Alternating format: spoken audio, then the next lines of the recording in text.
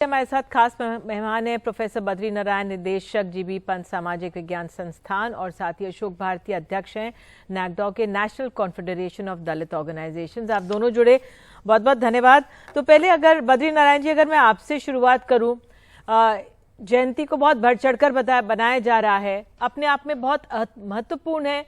जो बाबा भीमराव अंबेडकर की तमाम सोच थी, उनकी विचार थी, हम जानते हैं कि हम चुनावी साल में हैं, लेकिन इसको हम देख सकते हैं कि सत्ता पक्ष भी खूब मना रहा है और विपक्ष भी मना रहा है। आप कैसे देख रहे हैं इसे? हाँ निधि, मैं ये कहना चाह रहा था कि ये बाबा साहब अंबेडकर आज सबकी जरूरत है, चाहे सत्ता हो, चाहे विपक्ष हो, चाहे दक्षिण हो, चाहे वाम हो, चाहे केंद्रीय सेंट्रिस्ट पॉलिटिक्स करने वाले हों।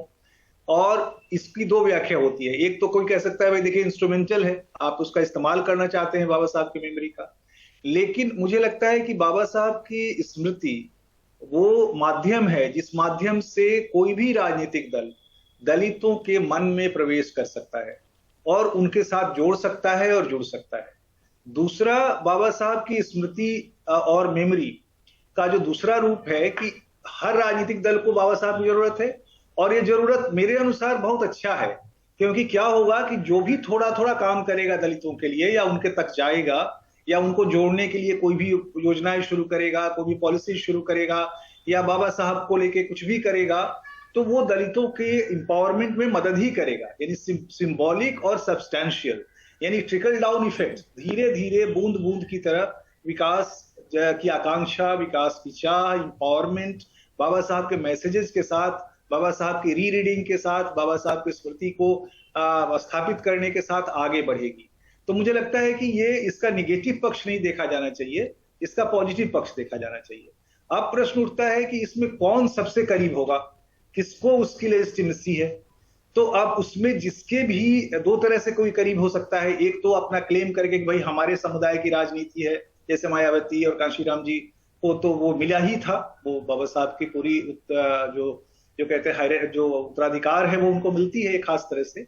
लेकिन बहुत सारे दल जिनका या नेता जो उस समुदाय से नहीं उभरे हैं, लेकिन उनके लिए करके, उनके लिए योजनाएं लेकर के, उनके लिए नए नए विकास के काम लेकर के उनके जीवन को बदलने की कोशिश कर रहे हैं, तो वो भी उन तक पहुंचेंगे। क्योंकि देखिए दलितों को तो एम्पावरमेंट चाहिए, चाहे वो राइट से हो, चाहे वो लेफ्ट से हो, चाहे वो सेंटर से हो, चाहे वो बीएसपी से हो या बीजेपी से हो, किसी से भी हो, उनको भी विकास चाहिए। और वो उस चौराहे पर खड़े हैं जहां पर सारे विचारों को, सारे राजनीतिक दलों को अपने अपने ढंग से जो कोशिश, ईमानदार कोशिश करनी चाहिए, जिससे उनका एम्पावरमेंट सिर्फ उनके एक पढ़े लिखे तबके तक न रहे, उनका एक आगे बढ़े हुए तबके तक न रहे, मोस्ट मार्जिनल कम्युनिटी तक जाए। जो आपने प्रश्न उठाया कि क्या वो विकास नीचे तक पहुंच रहा है, मुझे लगता है कि आपने एक अहम बात की कि ईमानदार कोशिश। अशोक भारती, आप बताइए, इतनी जो ईमानदार कोशिश की बात है, जमीन तक कितनी पहुंची है अब तक?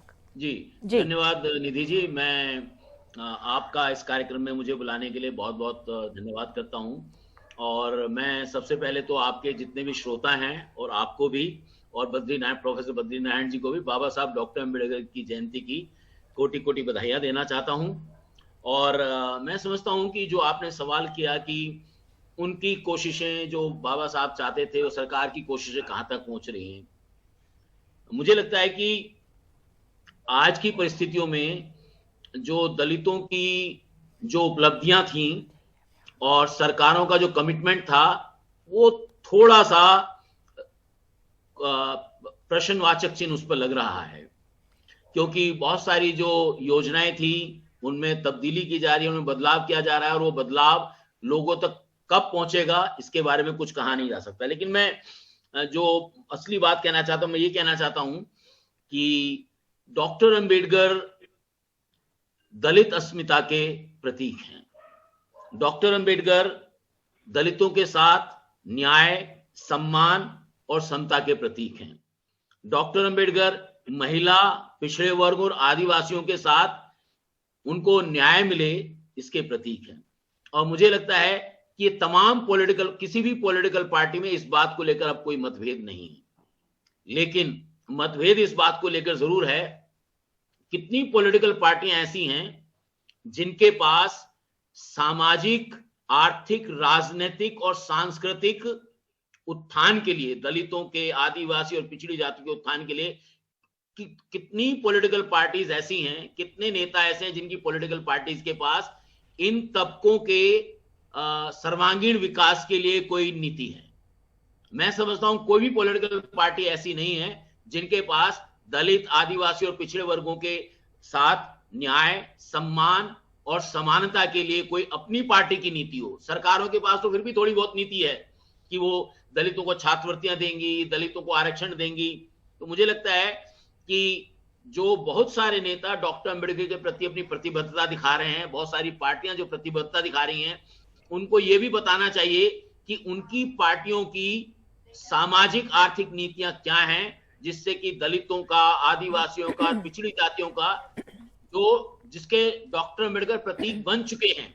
बिल्कुल, आपने अशोक भारती जी बहुत अहम बात कही कि राजनीतिक दलों की अपनी कोई नीति इसमें होनी चाहिए, लेकिन मैं आप दोनों से माफी चाहती हूं, लेकिन आप लोगों ने अपनी बात सामने रखी, पक्ष सामने रखा कि ईमानदारी से हमें इस वर्ग तक तमाम योजनाएं पहुंचानी है और ईमानदारी से काम करना है कि उत्थान हो, इनको इनके अधिकार मिले।